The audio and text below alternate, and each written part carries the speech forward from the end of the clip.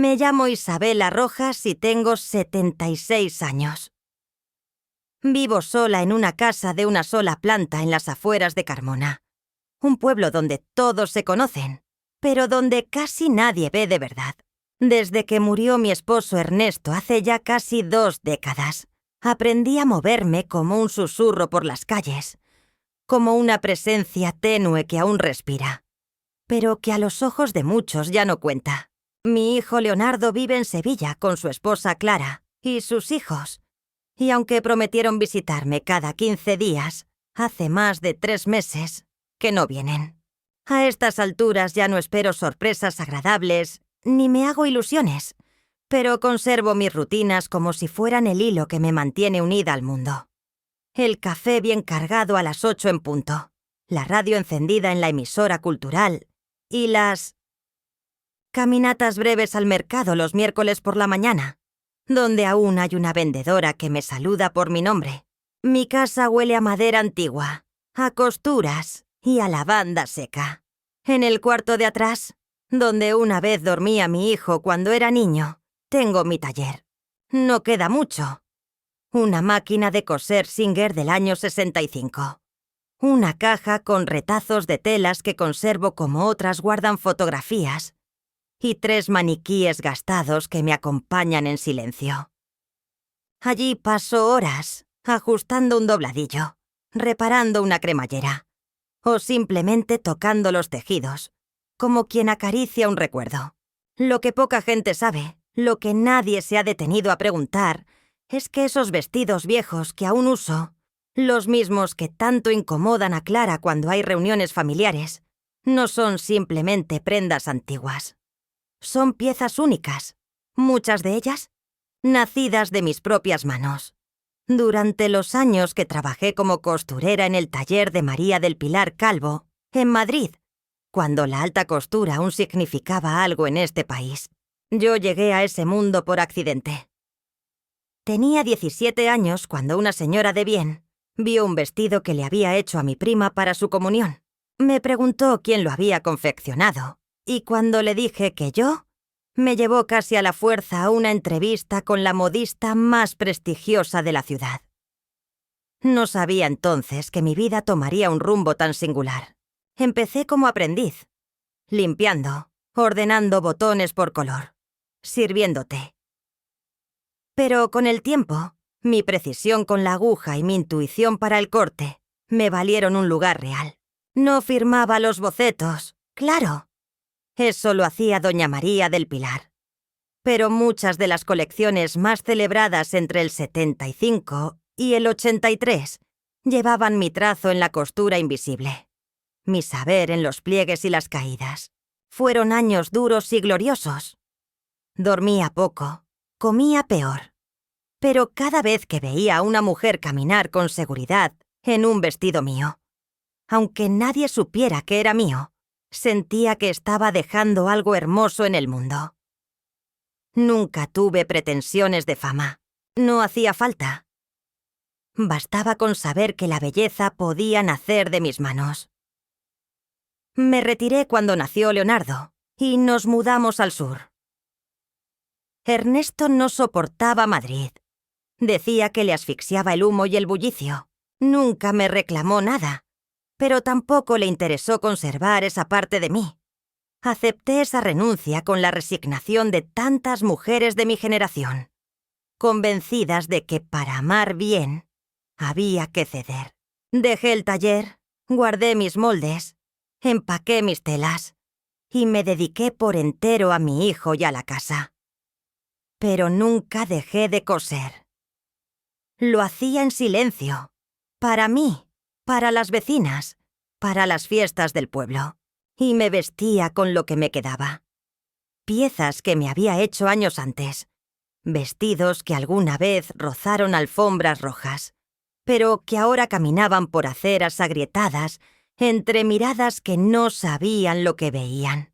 Hace años que en las reuniones familiares, cuando aún me invitaban con más frecuencia, notaba las miradas incómodas de Clara. Al principio pensé que era cuestión de carácter, que no le caía bien mi forma directa de hablar, mi poca afición a los eufemismos. pero luego entendí que era otra cosa.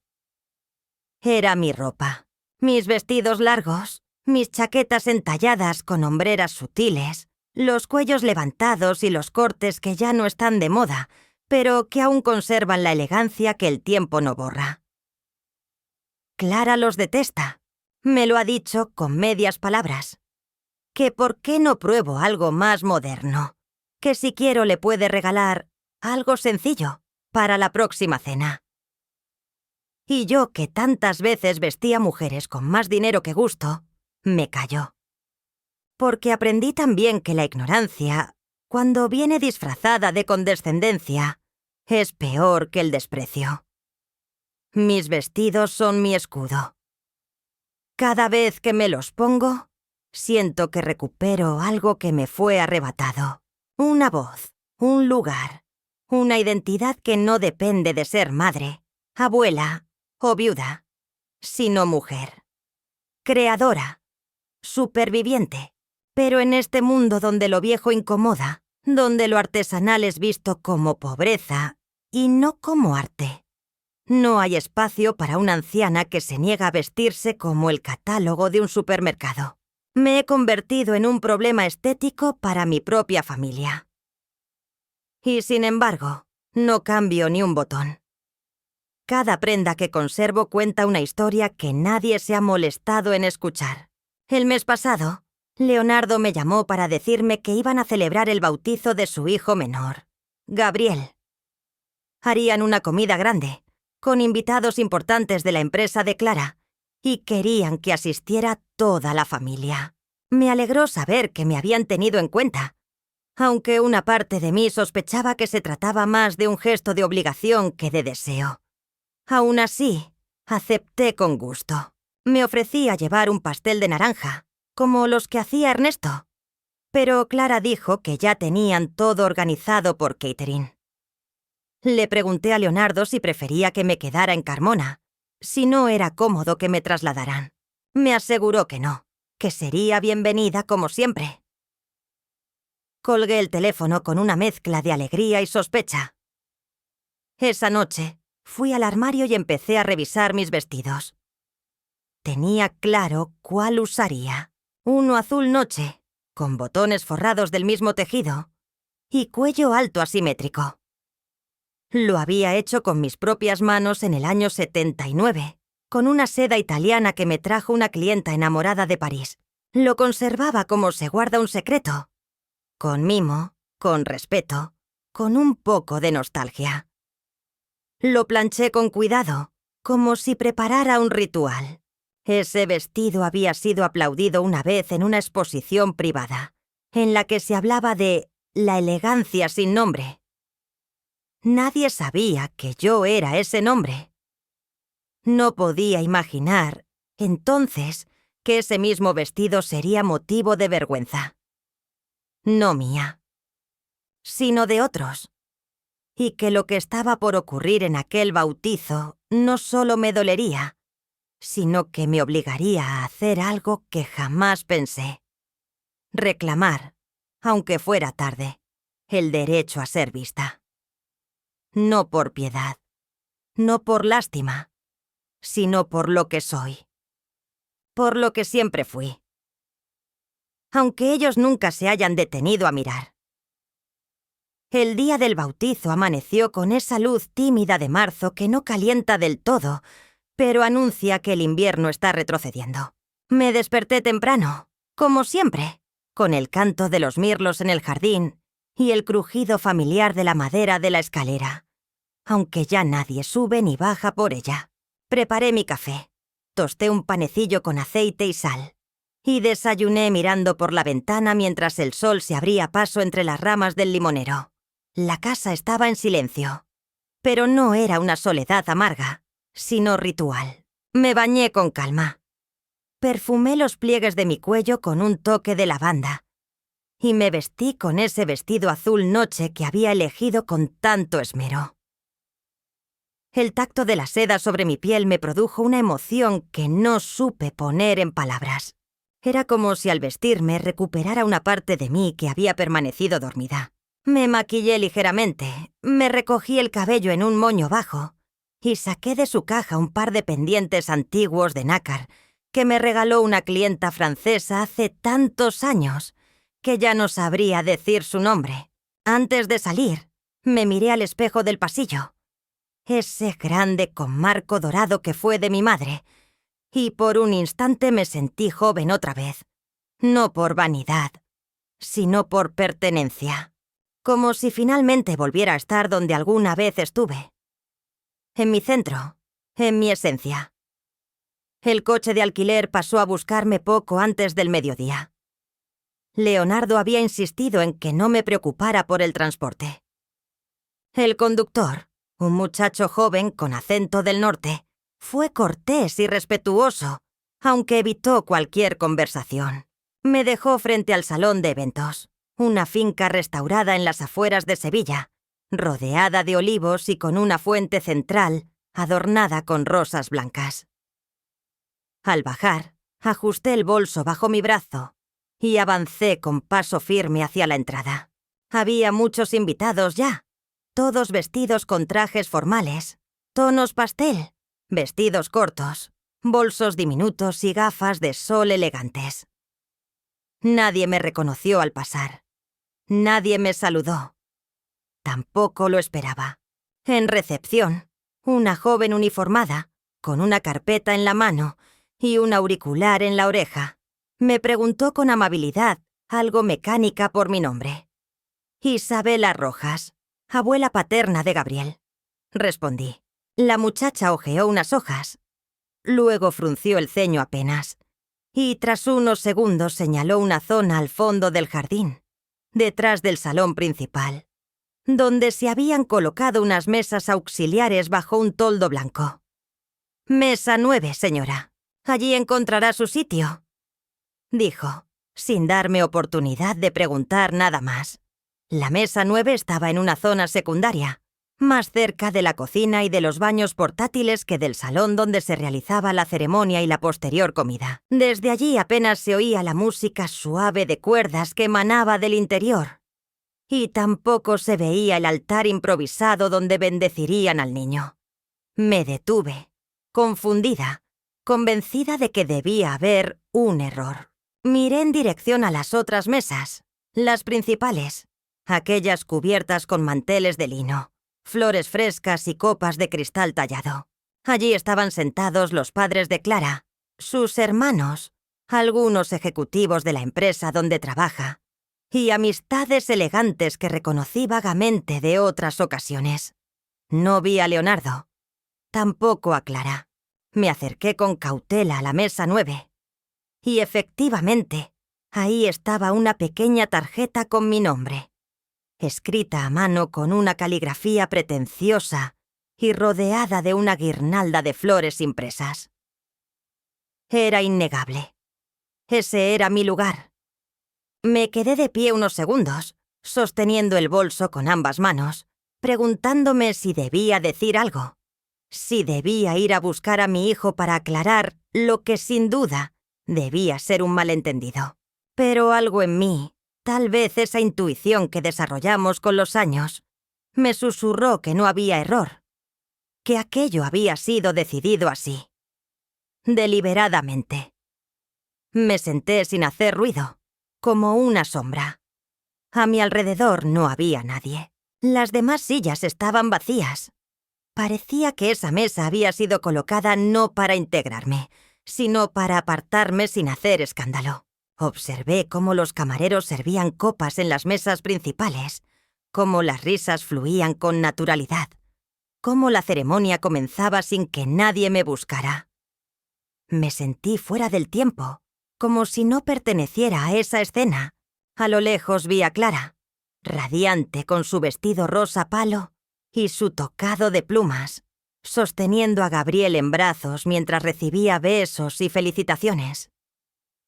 Leonardo estaba a su lado, trajeado, con una sonrisa formal en el rostro. Cruzaron una vez su mirada con la mía. O eso quise creer, pero no hubo gesto, ni saludo, ni sorpresa. Una camarera se acercó para dejar una copa de cava y un pequeño plato con almendras. Le pregunté si podía confirmar mi ubicación. «Mesa 9, sí, señora», respondió con amabilidad vacía y se alejó rápidamente. Permanecí allí durante la ceremonia, escuchando apenas las palabras del sacerdote que el viento desdibujaba, mientras los aplausos y los flashes de las cámaras marcaban cada momento como si se tratara de una boda real. Cuando todo terminó y los invitados comenzaron a entrar al salón para el almuerzo, me levanté. Dudé si debía seguirlos, si alguien me asignaría otro sitio. Pero nadie se me acercó. Entré con lentitud y una nueva joven, esta vez vestida de negro con una tablet en la mano, me interceptó en la puerta. «Disculpe, señora, las mesas del interior son para los invitados de honor. Su mesa está en la zona exterior, donde fue asignada». Me miró con una mezcla de lástima y autoridad, como se mira a una anciana que ha perdido el rumbo. Volví a mi mesa. Estaba ahora acompañada por 2 señoras mayores, primas lejanas de la familia de Clara, según entendí por sus comentarios. Apenas me saludaron. Una de ellas hizo un gesto vago con la cabeza y luego volvió a mirar su móvil. La otra se quejó del calor. El sol comenzaba a caer con fuerza, y aunque el toldo ofrecía algo de sombra, el ambiente era sofocante. La comida llegó tarde. Un camarero depositó los platos sin sonreír, sin mirar a los ojos. El vino era distinto al que se servía adentro. La vajilla, de plástico. Fue entonces cuando comprendí, sin lugar a dudas, que me habían apartado, que me habían escondido, que, tal vez, incluso les avergonzaba mi presencia.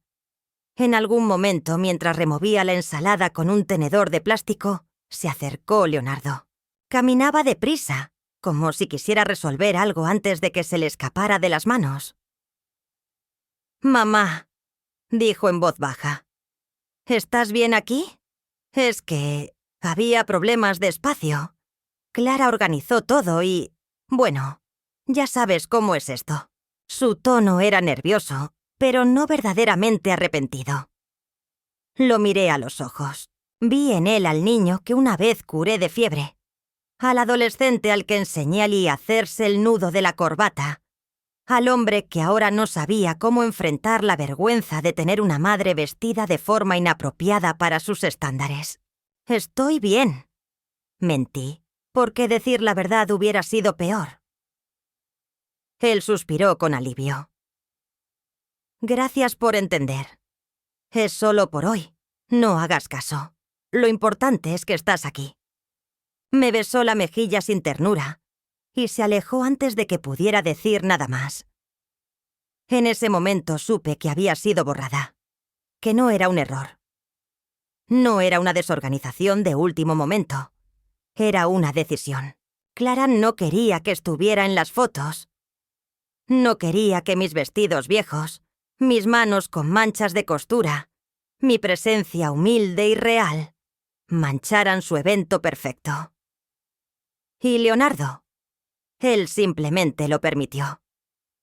Volví a sentarme. Apreté los labios. Me tragué las lágrimas.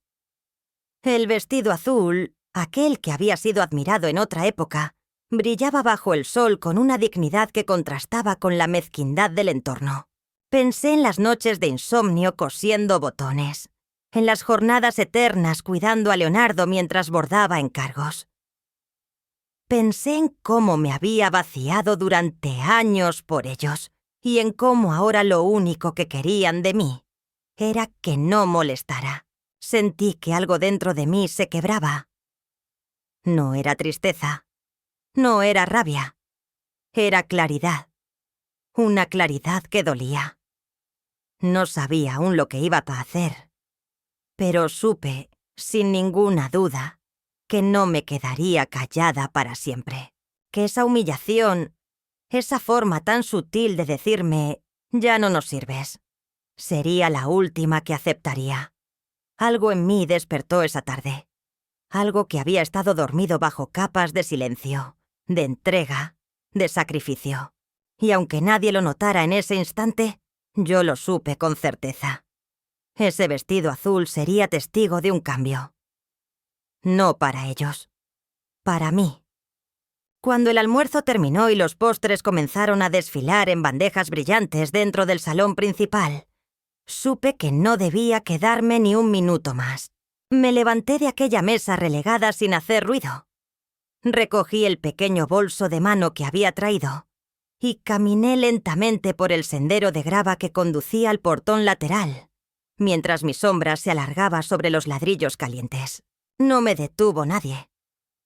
Nadie me llamó por mi nombre ni se preocupó por a dónde iba. No fui parte de las fotos familiares, ni de las risas, ni de los brindis que más tarde poblarían las redes sociales. Salí por la misma puerta por donde había entrado, pero ya no era la misma. La mujer que cruzó aquel umbral en la mañana, vestida con un recuerdo de seda azul y un poco de esperanza ingenua, no era la que ahora se alejaba entre los olivos, con la espalda recta y una determinación que me sorprendía incluso a mí. Caminé hasta la entrada del recinto, donde unos pocos coches estaban estacionados, entre ellos el del conductor que me había llevado. Lo busqué con la mirada, pero ya no estaba. Debí suponer que solo había contratado un traslado de ida. ¡Qué tonta fui! Qué pequeña me sentí por un instante, parada ahí como si hubiera cometido un error al existir. No quise llamar a Leonardo, ni a Clara, ni siquiera a un taxi. Caminé, lo hice sin pensar, sin medir la distancia ni el sol que ya comenzaba a abrasar la piel de mis mejillas. Caminé hasta el pueblo más cercano, donde me senté en una plaza diminuta, al lado de una fuente de piedra y un banco cubierto de hojas secas. Saqué un pañuelo y me limpié el sudor, luego las lágrimas. Me quedé allí un rato, mirando a los niños jugar, a las palomas pelearse por migajas, al viento levantar la falda de una mujer que reía sin preocuparse por lo que mostraba. Envidié esa ligereza, esa despreocupación que yo había olvidado hacía tanto. Cuando recuperé un poco el aliento, entré en un pequeño bar de esquina y pedí una limonada. La bebí despacio, en silencio, mientras escuchaba a los hombres discutir sobre fútbol y a una mujer en la barra contarle al camarero que su hija había conseguido trabajo en la capital. No era un sitio elegante, ni mucho menos, pero allí nadie me miró con condescendencia. Nadie se apartó. Nadie me recordó, con gestos o silencios, que estaba fuera de lugar. Me sentí extrañamente en paz. Regresé a casa más tarde esa tarde, ya con el sol cayendo en tonos ámbar sobre las tejas. El vestido azul aún caía con gracia sobre mis piernas, pero el calor y el polvo del camino habían apagado su brillo. Lo colgué con cuidado en el perchero del vestíbulo y me senté en mi sillón favorito, frente al ventanal. Durante horas no encendí luces, no puse la radio, no me hice un té. Me quedé allí, envuelta en la sombra creciente del anochecer, recordando una vida entera de silencios.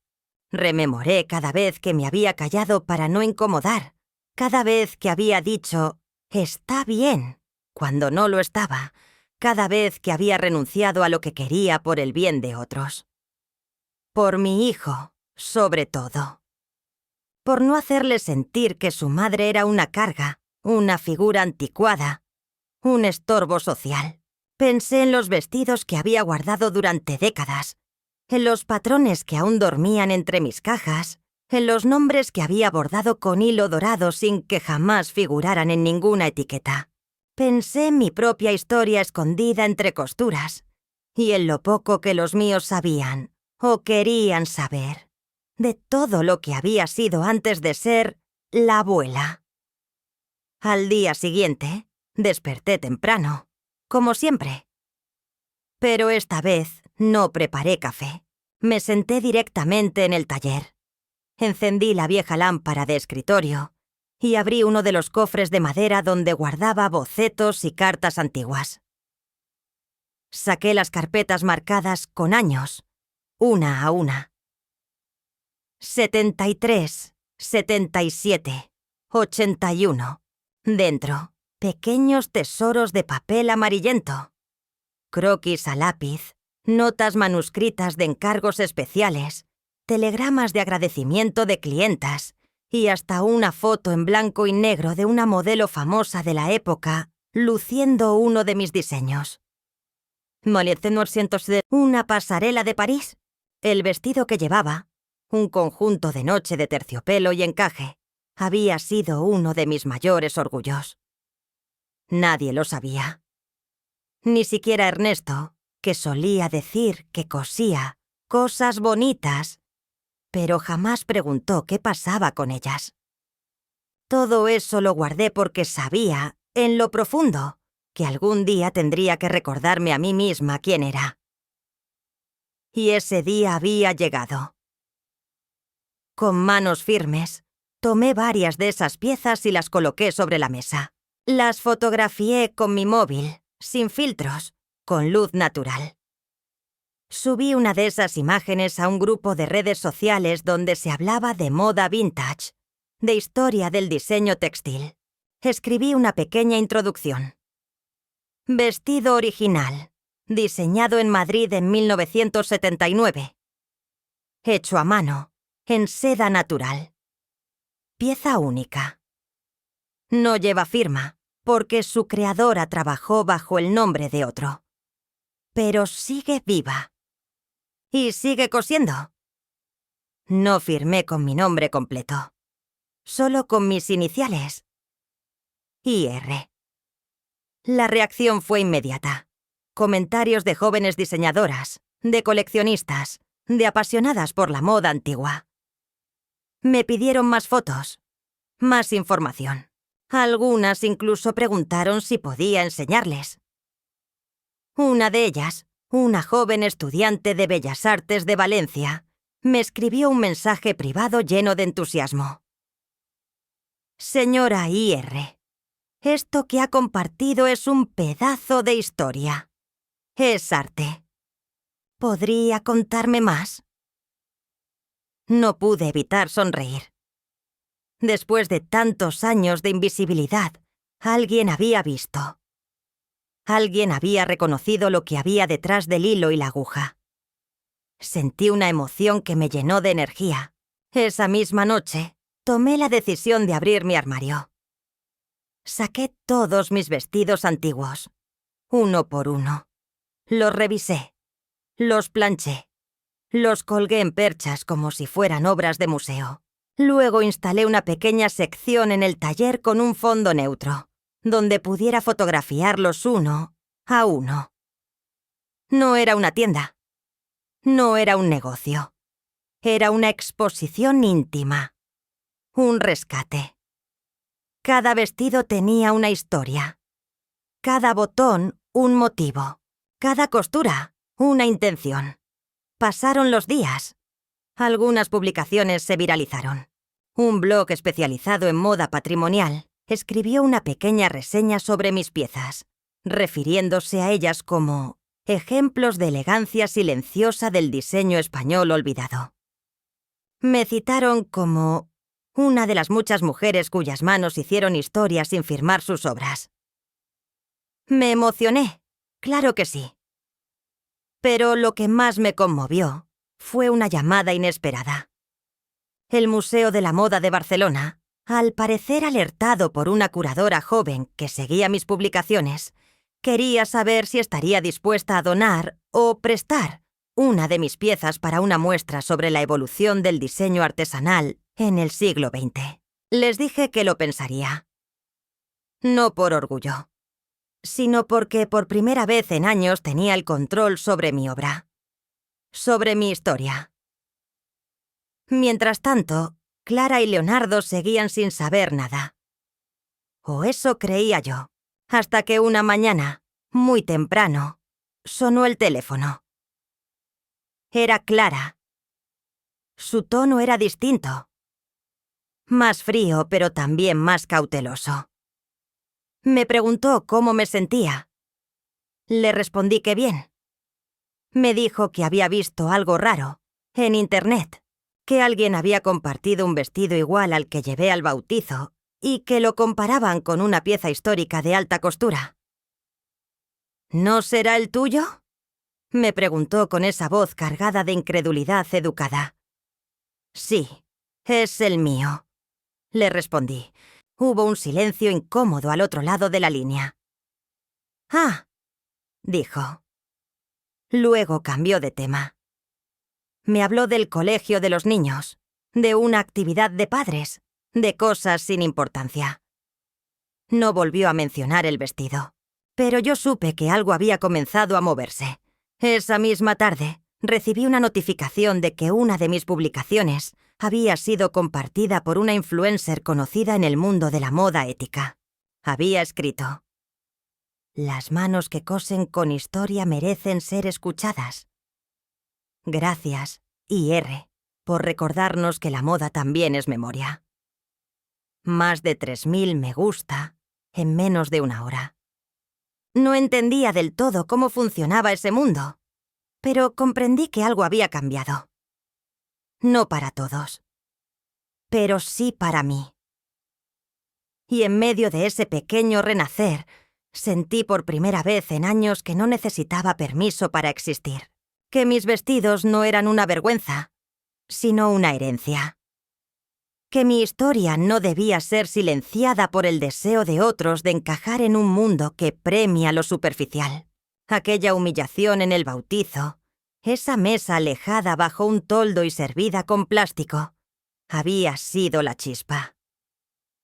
La herida necesaria para abrir la costura del silencio y dejar salir, por fin, todo lo que durante años guardé entre hilos. Nunca fui amiga de los grandes gestos. Me educaron para servir, para callar, para estar siempre un paso detrás del foco, sosteniéndolo sin reclamar protagonismo. Mi madre solía decir que el deber de una mujer es mantener en pie lo invisible. Y eso hice durante toda mi vida. Pero aquella tarde, sentada en el taller, rodeada por mis bocetos, mis tijeras bien afiladas, mis hilos antiguos y el olor persistente de la lavanda y el algodón, entendí que había llegado el momento de romper esa invisibilidad con un gesto silencioso pero irrevocable. No un grito, no una confrontación, no una venganza torpe como las que se ven en las novelas baratas, sino un acto de afirmación radical. Porque lo que estaba en juego ya no era el respeto de mi nuera, ni siquiera la atención de mi hijo, sino mi propio reconocimiento. Verme. Decirme. Reconstruirme con los mismos materiales con los que una vez edifiqué la belleza ajena. Tomé una libreta de tapas duras que usaba poco, la que había guardado durante años para algo importante, y empecé a escribir. Primero nombres, luego fechas, luego recuerdos. Recopilé toda la información posible sobre cada vestido que había diseñado, cada encargo que había confeccionado en el taller de doña María del Pilar Calvo, cada boceto que aún conservaba, no con la intención de armar un catálogo o una biografía.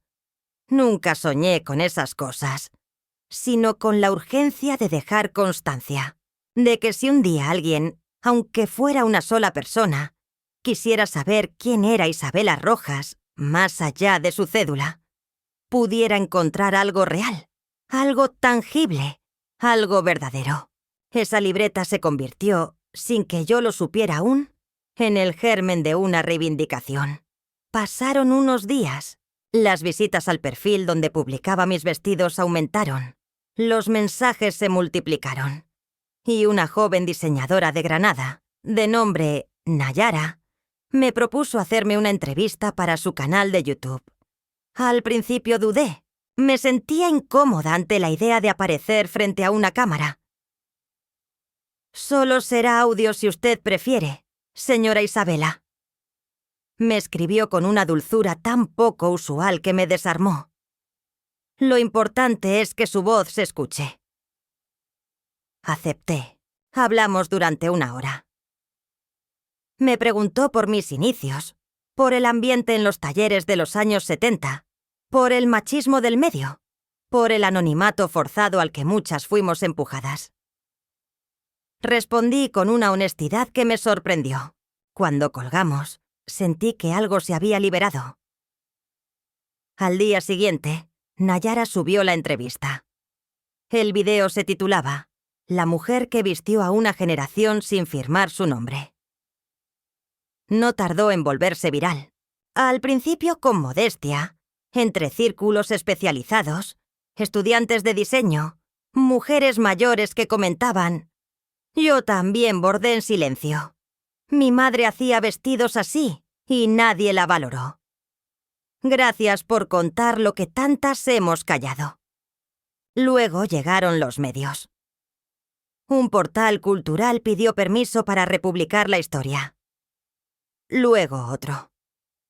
Alguien editó un video con mis fotos antiguas, mis vestidos actuales y mi voz narrando trozos de la entrevista. Comencé a recibir correos de periodistas, de fundaciones de moda, incluso de marcas interesadas en colaborar conmigo.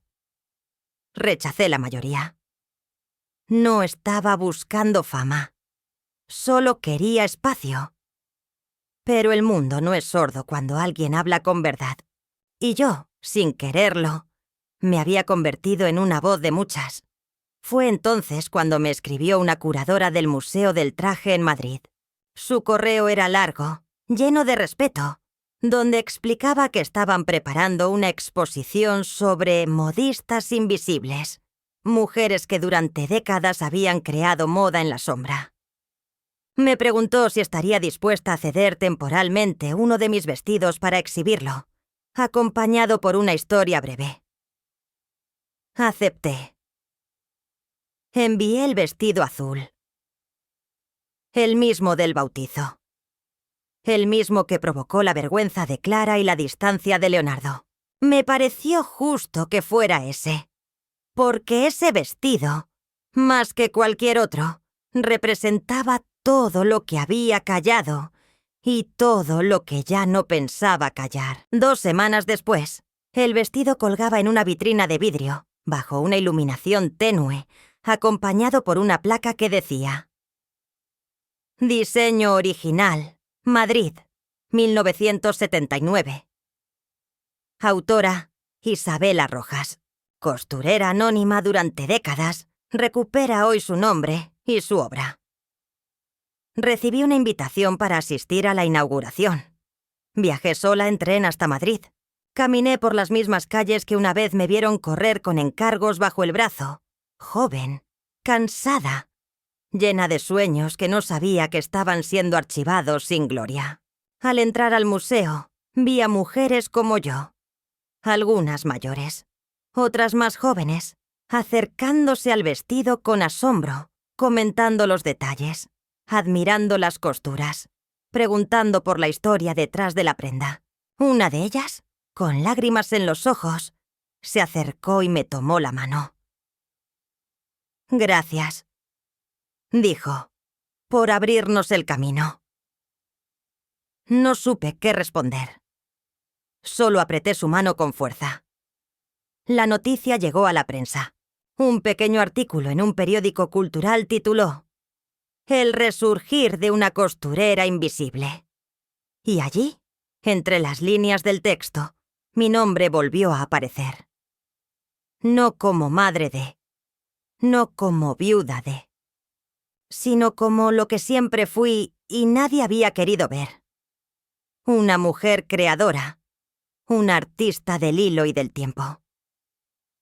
No tardó en llegar la reacción de mi familia. Clara fue la primera en llamar. Su tono era otra vez cauteloso, pero esta vez no contenía ni burla ni condescendencia. «He visto lo del museo», dijo. «Felicidades». Silencio. Luego agregó, casi como si le doliera: «No sabía que habías hecho esas cosas». Le respondí con calma: «Nunca preguntaste». Y colgué. no con rabia, no con superioridad. Simplemente porque ya no me hacía falta la validación de quienes me habían despreciado.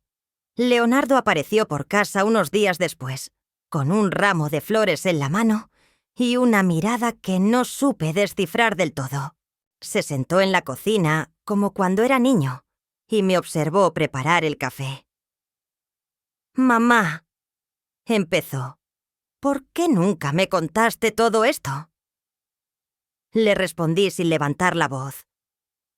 «Porque no lo hubieras escuchado. Porque te interesaba más que Clara no se sintiera incómoda que saber quién era yo». Se quedó en silencio. Luego bajó la mirada. «Tienes razón». No lloró. Yo tampoco. Pero hubo en ese instante una forma de sinceridad que nos reconcilió, al menos en parte. Antes de irse, me pidió uno de mis vestidos para Emily, su hija mayor, que quería usar algo vintage para su graduación. Le dije que podía venir a elegirlo ella misma. Él sonrió por primera vez en años. «Te lo agradezco, mamá». Yo asentí. No dije más.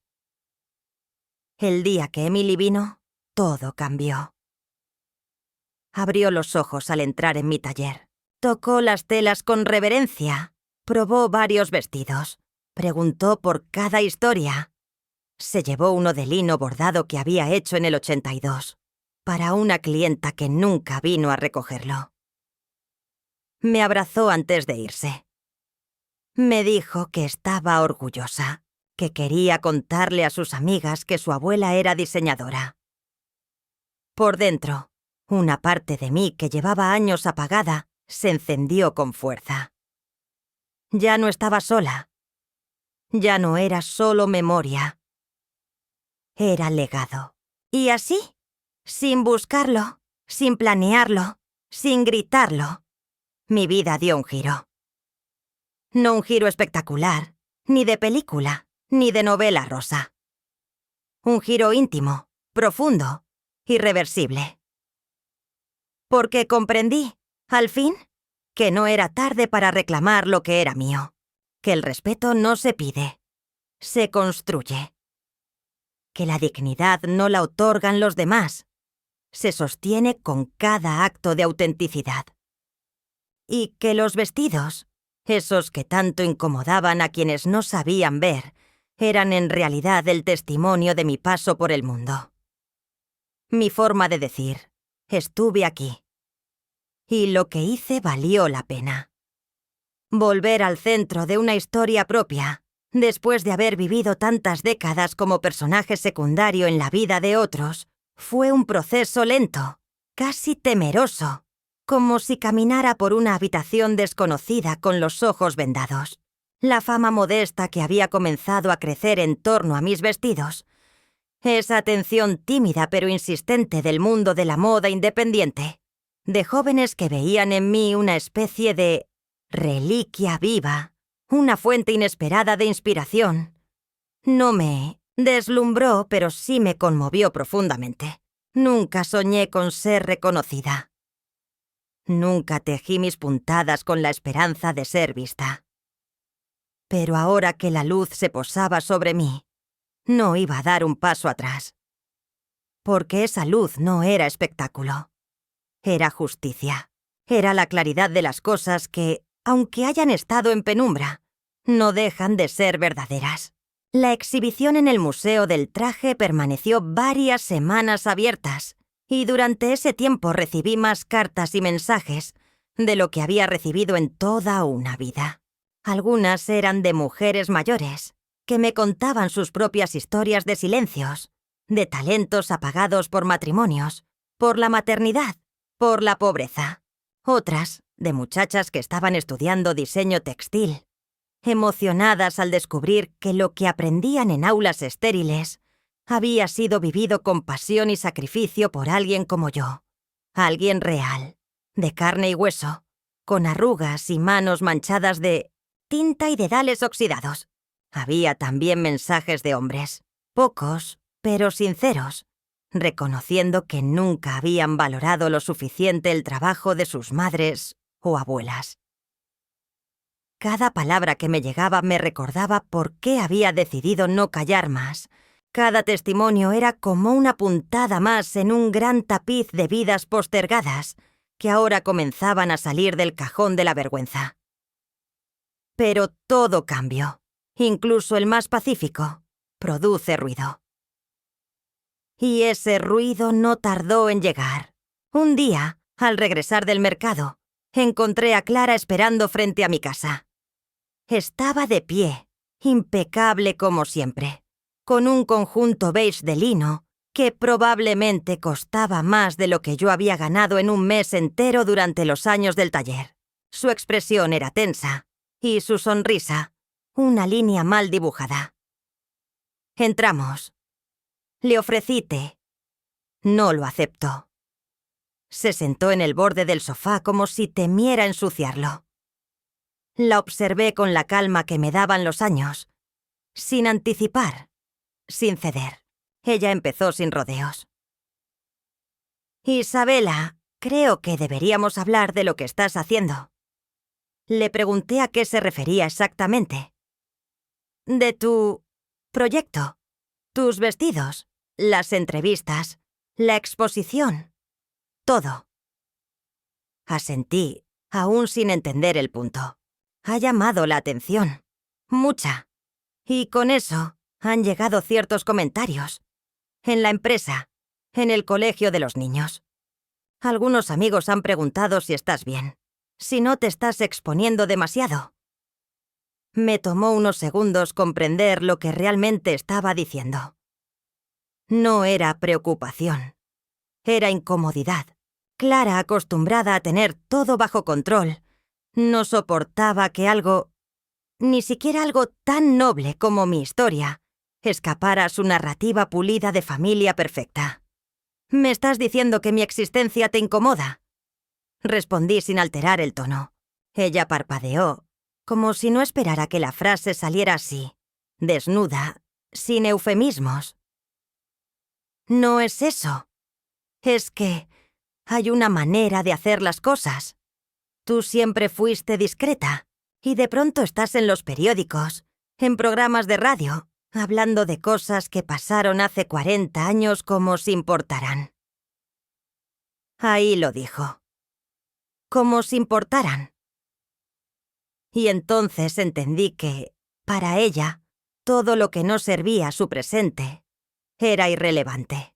Que el pasado, si no se puede exhibir en una vitrina brillante o monetizar en un evento, debía permanecer encerrado. Le pedí que se fuera. Sin gritos, sin reproches. Solo le dije: «No necesito tu permiso para existir». Ella se levantó ofendida. Murmuró algo sobre Leonardo, sobre los niños, sobre la imagen familiar. Cerró la puerta sin mirar atrás.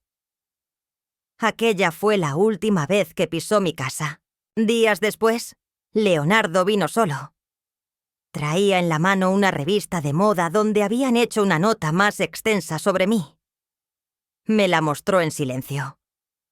No había sarcasmo en su gesto, solo asombro. Se sentó frente a mí y me dijo: «No sabía todo esto. De verdad. No lo supe nunca». Le dije que no tenía cómo saberlo si nunca preguntó. Que pasamos años hablando de su empresa, de su coche, de sus logros, y jamás se interesó por lo que yo hacía antes de ser solo su madre. Asintió. Parecía triste. Me pidió perdón. Yo no respondí. No porque no lo perdonara, sino porque entendía que el perdón, a veces, no cambia el pasado, pero sí permite construir otro presente.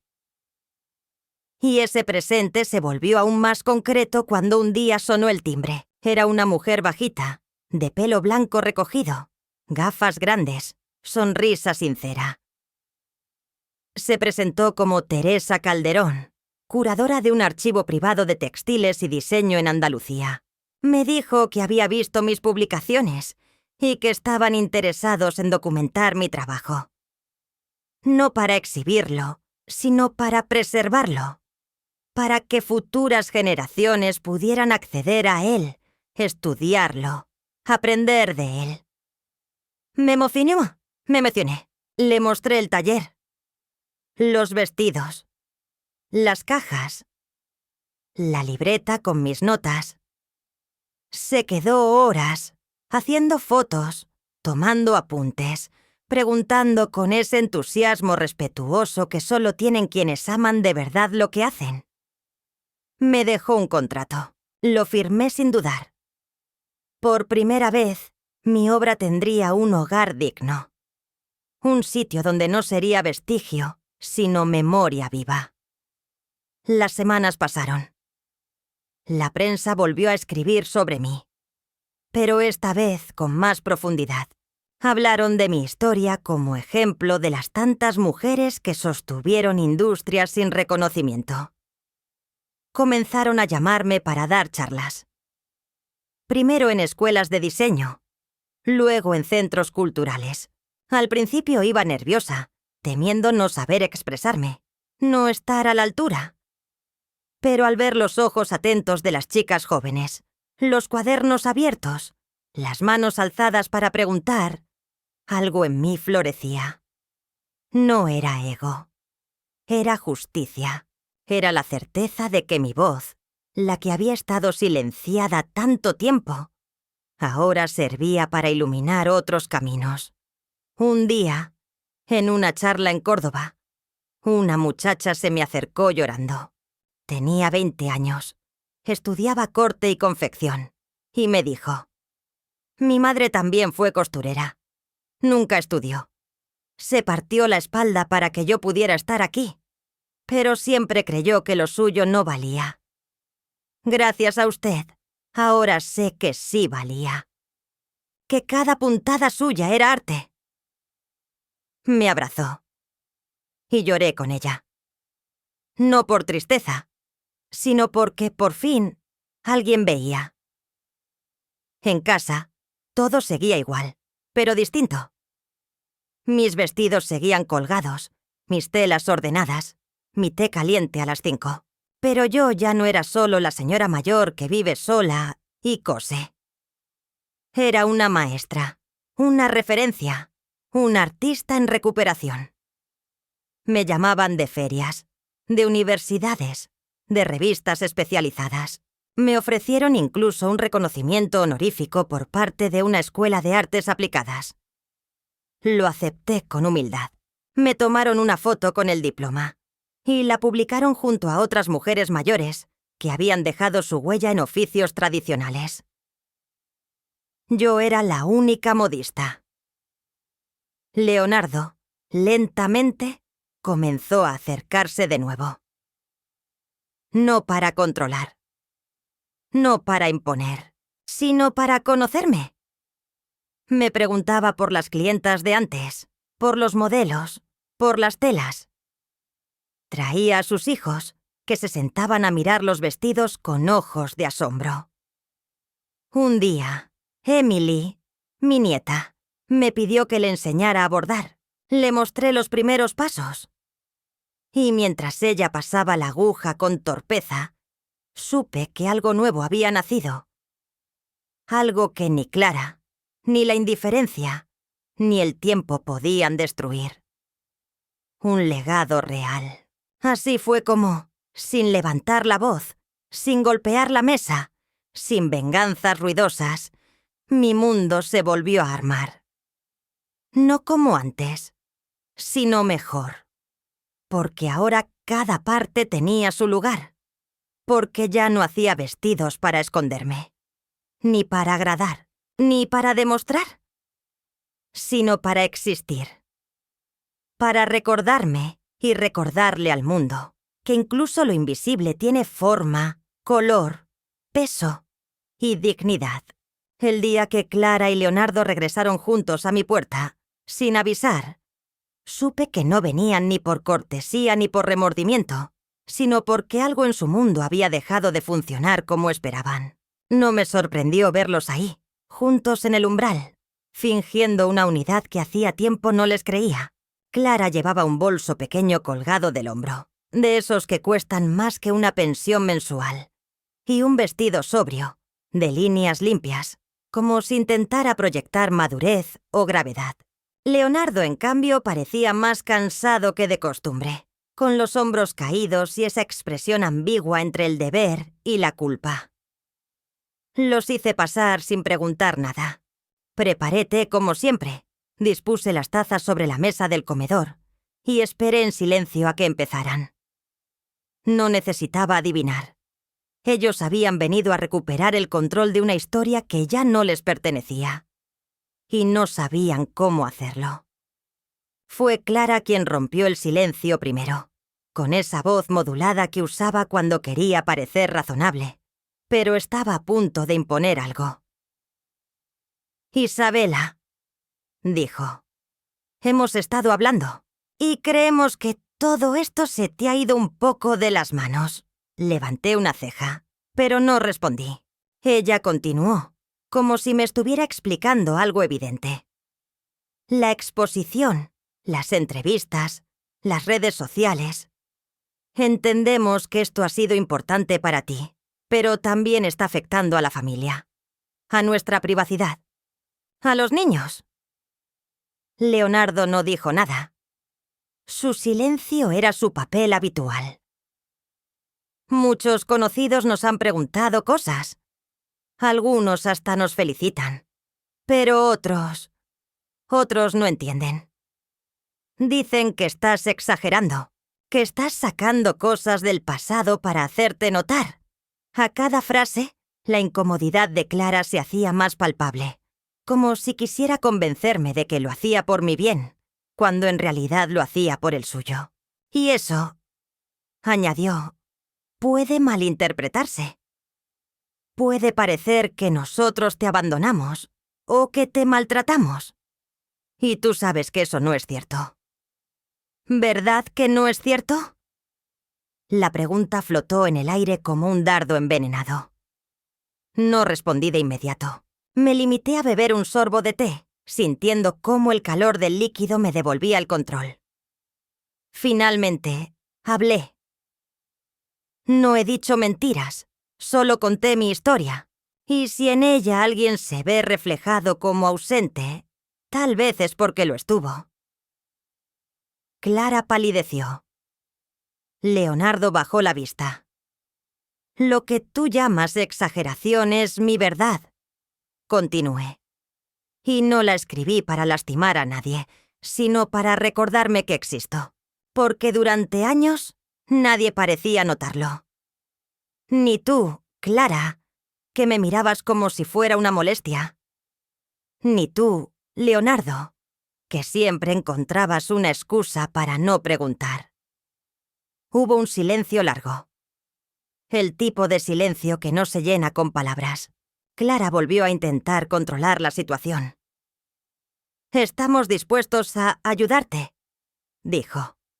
«A canalizar todo esto, a darle forma, a convertirlo en algo profesional». Entonces lo entendí. No venían a pedirme que me callara. Venían a apropiarse, a convertir mi historia en un producto, a monetizar lo que durante décadas ignoraron. ¿Quieres convertir mis vestidos en una marca?, pregunté sin ironía. Clara asintió con entusiasmo, aliviada de que comprendiera. Exactamente. Podríamos montar una línea basada en tus diseños. Con tu nombre. Una tienda online. Leonardo tiene contactos. Yo puedo encargarme del marketing. Todo bajo tu dirección, por supuesto, pero con asesoría profesional. Nada casero, nada improvisado. Sentí una punzada en el pecho. No de dolor, de claridad. Vi con nitidez la escena. Ellos diseñando una web minimalista con mi nombre, quitándole las arrugas, la textura, la historia. Transformando cada puntada en un eslogan, cada costura en una estrategia comercial. Me vi como un logotipo, una figura decorativa para vender autenticidad en un mercado de mentira. Y supe que no podía permitirlo, no después de todo lo que había recorrido para recuperar mi voz, no después de haber renunciado al miedo. «Gracias por la oferta», dije. «Pero no estoy interesada en que me gestionen». Clara se irguió como si le hubiera escupido. ¿No lo entiendes? Esto podría ser grande. Podrías tener ingresos reales. Reconocimiento. Seguridad. «Ya tengo reconocimiento», respondí. «El verdadero. El que no depende de ventas, ni de campañas, ni de filtros. El que me gané puntada a puntada, con silencio, con esfuerzo. No necesito más». Leonardo al fin habló. «Mamá, por favor, esto es una oportunidad». Lo miré con ternura, con esa mezcla de amor y tristeza que solo una madre mayor puede sentir por un hijo que sigue sin entender. La verdadera oportunidad fue durante todos esos años en que estuve aquí, cosiendo, cuidando, esperando. Y nadie vino. Ahora que brillan las luces, no voy a dejar que me apaguen de nuevo. Clara se levantó, visiblemente ofendida. «Bueno, tú decides. Pero cuando todo esto se termine, porque se va a terminar, Isabela, no digas que no te avisamos». Caminó hacia la puerta. Leonardo la siguió. Antes de salir, volvió a mirarme. Quise creer que en su mirada había algo de respeto, o al menos de comprensión. No lo supe. Después de que se fueron, me senté en el taller. El sol de la tarde entraba por la ventana y caía sobre los vestidos colgados, dándoles una vida que parecía latir. Me sentí extrañamente en paz, como si al haber dicho no, hubiera afirmado por fin todo lo que sí. Esa noche, dormí profundamente. Sin remordimientos. Sin voces en la cabeza. Sin la sensación de deber algo. Unos días después, me llamaron de una fundación europea que apoyaba a mujeres artesanas mayores. Me ofrecieron una beca para montar un archivo digital con todos mis diseños. Acepté. Invité a Nayara y a Teresa, las jóvenes que habían sido mis primeras aliadas, para que me ayudaran. Convertimos el taller en un pequeño estudio. Fotografías, entrevistas, documentos, todo organizado con cuidado, con amor. Publicamos el archivo, y la respuesta fue abrumadora. Gente de todo el mundo comentaba, compartía, agradecía. Se creó una comunidad. Mujeres mayores comenzaron a subir sus propias historias, sus bordados, sus tapices, sus recuerdos. Se volvió un movimiento, y sin buscarlo, me convertí en símbolo de algo mucho más grande que yo. Una tarde, Emily vino a visitarme sola. Había estado leyendo los comentarios en el archivo, viendo los videos, aprendiendo mis técnicas. Me abrazó y me dijo: «Abuela, ya decidí. Quiero estudiar diseño textil. Quiero seguir tu camino». Lloré.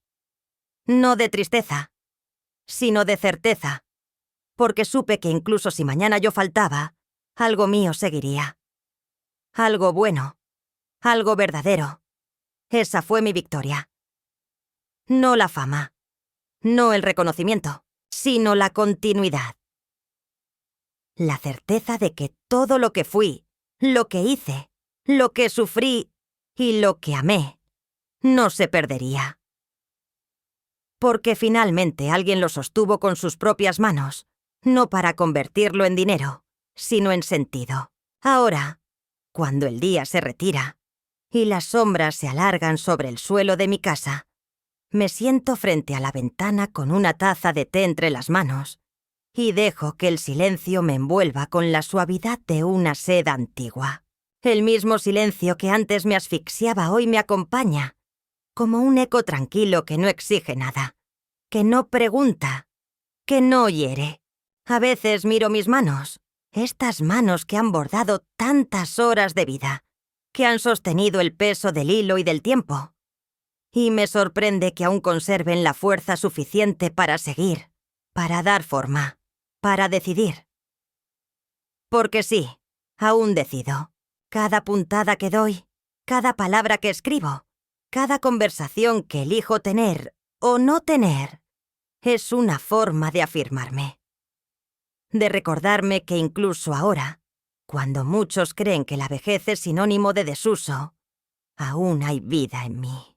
Y esa vida, aunque más lenta, más silenciosa, es también más firme, más lúcida, más libre. Nunca recuperé a Clara. Y con el tiempo entendí que no necesitaba hacerlo. A veces los vínculos se rompen no por una tragedia explícita, sino por la acumulación de gestos no dados, de palabras no dichas, de miradas esquivas. Ella siguió su camino, supongo. A veces me llegan ecos de su vida. Una mudanza, un nuevo emprendimiento, fotos de celebraciones familiares donde yo no estoy y que ya no espero. Leonardo, en cambio, viene más seguido. No habla mucho, pero cuando lo hace desde un lugar distinto. Me escucha. Me observa. A veces me pregunta por un vestido, por una historia del pasado, por detalles que antes hubiera considerado irrelevantes. No me pide perdón, no me suplica comprensión, solo está. Y eso, después de todo, es más de lo que creí posible. Emily continúa sus estudios. A veces me envía bocetos, otras veces me trae telas que quiere que toquemos juntas, como si al compartirlas me tendiera un puente secreto entre su mundo y el mío. Verla crecer con esa pasión por lo artesanal, por lo hecho a mano, por lo íntimo, me llena de una gratitud silenciosa. No porque busque que me imite, sino porque ha elegido ver. Y al ver, ha dignificado todo lo que fui. La escucho hablar con otras chicas de su edad sobre sostenibilidad, sobre tradición, sobre herencia textil. Y me maravilla la seguridad con la que defiende ideas que antes eran susurradas en rincones. Ella no pide permiso. Y eso, quizás, sea mi mayor legado. El archivo digital sigue activo. Cada tanto recibo mensajes de otros países, de mujeres que descubren en mis vestidos algo que les recuerda a sus madres, a sus tías, a sus propias historias. Algunas me escriben para agradecer, otras para compartir sus propios trabajos, otras solo para decir que se sienten menos solas al saber que hubo alguien que también caminó en la sombra durante años. Esos mensajes son como pequeños bordados que el mundo me devuelve y que yo recibo con el corazón abierto. He aprendido que no todas las historias necesitan finales felices, que algunas, como las mías, encuentran su cierre en la verdad, no en el triunfo. Que la justicia no siempre llega en forma de aplauso, sino a veces en la paz de una tarde sin sobresaltos, en la dignidad de no haber renunciado a uno mismo. He aprendido que la memoria no es un museo, sino un jardín, que se cultiva, que se riega, que florece incluso en tierra reseca, y que cada recuerdo que rescato, cada nombre que escribo en mi libreta, cada prenda que cuelgo en mi taller, es una forma de hacer crecer ese jardín que antes parecía estéril. Algunas noches me levanto de la cama y camino descalza hasta el taller. Enciendo la lámpara, acaricio las telas, repaso los trazos de mis antiguos diseños. No siempre trabajo. A veces solo estoy. Y estar, para mí, ya es mucho. Me siento frente al maniquí. Observo cómo la luz recae sobre los pliegues de un vestido inconcluso y susurro mi nombre. No para que alguien me escuche, sino para recordarme que existo. Que existí, que fui una mujer que creó belleza en silencio, que vivió ignorada durante años, que fue ridiculizada por llevar su historia a cuestas, pero que jamás permitió que le arrebataran su hilo. Isabela Rojas, costurera, madre, viuda, mujer. No una marca, no una sombra, no un recuerdo difuso, sino una vida plena, con sus costuras, sus remiendos, sus bordes deshilachados, pero también con su forma, su fuerza, su fuego. Y si un día alguien abre uno de mis cajones y encuentra un vestido viejo, que no lo descarte por ajado. Que lo mire bien, que lo toque, que lo huela, que lo lea como se lee una carta antigua. Porque allí, entre los pliegues, en los hilos, en el revés de cada puntada, estará todo lo que fui. Y lo que tantas fuimos. Invisibles. Sí, pero nunca inexistentes.